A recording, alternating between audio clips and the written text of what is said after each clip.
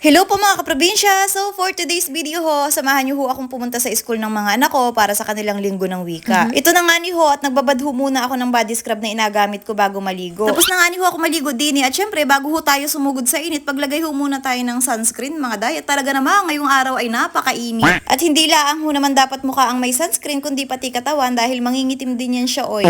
Iri na nga ni ho mga kaprobinsya at umuwi ng tanghali ang mga anak ko at maghahanda na ho kami para sa programa ngayong hapon.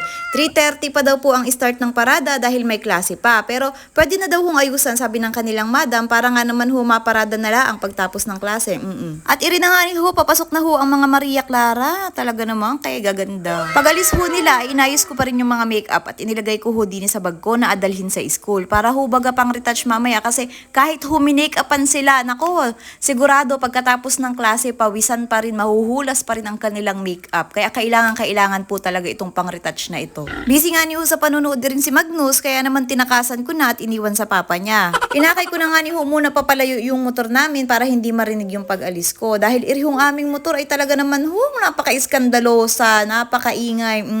Andini na nga ni ho ako sa school ni ring dalawa at dumiretso na ho ako sa room ni Bianca. Pagdating ko ho din ay may mga magulang na rin hong nag-aasikaso ng kanilang mga anak.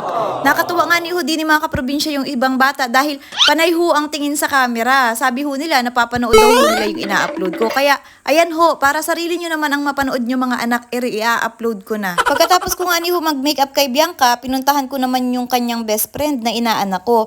Kaya talagang palagi ho akong may dalang makeup mga kaprobinsya kasi para ho sa mga biglaang pangyayari na ganito. Minsan ho, pag may nakikita ho akong bata na hindi nakaayos tapos kakilala ko naman siya, inaayusan ko ho mga kaprobinsya. Pero basta gusto niya. Hindi pa nga ni ho nagsisimula ang parada mga kaprobinsya kaya pinaupo muna sila din ng mga guro. Dumanabi na nga ni ho ang mga tao pero yung grade 6 ho hindi ko pa nakikita. Hindi ko na ho pinuntahan si Maria dahil siya naman ho ay malaki na. Kaya alam ko hindi naman basta-basta masisira yung pagme-makeup na ginawa ko sa kanya kanina. Ito na nga ni ho at magsisimula na ang parada. Iri nga ni ho si Bianca ay parang may inahanap din ni. Ganyan ho yan siya pag hindi ako nakikita. Nagsimula na nga ni ho ang parada at talaga naman ho napakagaganda ng mga bata. Napaka-supportive din ho ng mga magulang dahil yung iba ho ay talaga namang nag-effort pang maghanap ng mahihiraman. Iri hong suot ni Bianca at ni Maria ay suot na nila nung nakaraang taon. Kaya hindi na ho ako nahirapan maghanap. Umikot laang naman ho sila sa kalsada at bumalik na. Hindi na ho ako sumama at apakainit ho talaga mga kaprobinsya. Iba po yung init ngayong araw. Sayang ang sabon. At spay later pa yun. Huy, hindi. Ito na nga ni ho at nagsimula na ang programa. Iri ho ay hindi pa formal na programa dahil ho, kinabukasan pa po gaganapin yung formal na programa.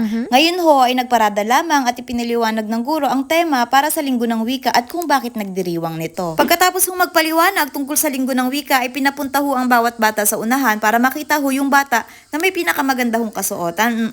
Hindi ko nga ni ho alam mga kaprobinsya na may paganiri hong pamimili kaya hindi ko po inayusan masyado si Bianca at si Maria pero okay lang ho at dahil nung isang taon naman ho ay siya ho ang napili sa primary level at si ate naman ho niya ang napili sa intermediate level. Kaya masaya na ho ako na naranasan nila yon. Bago ho matapos ang maigsing programa, pinakanta ho muna ang mga bata ng kantang Ako'y Isang Pinoy. Ito ho ay madalas inaawit tuwing linggo ng wika dahil ipinagmamalaki ho ng kantang ito ang pagiging isang Pilipino. Ito rin ho ang nagpukaw sa nasyonalismo at binabanggit ang kahalagahan ng pagmamahal sa sariling wika alinsunod ho sa turo ni Dr. Jose Rizal. Tapos na nga ni ho ang programa mga kaprobinsya at iri hong si Bianca ay nagmemeryenda na. Hindi pa ho kami makauwi dahil ho si ate ay nagpa-practice pa.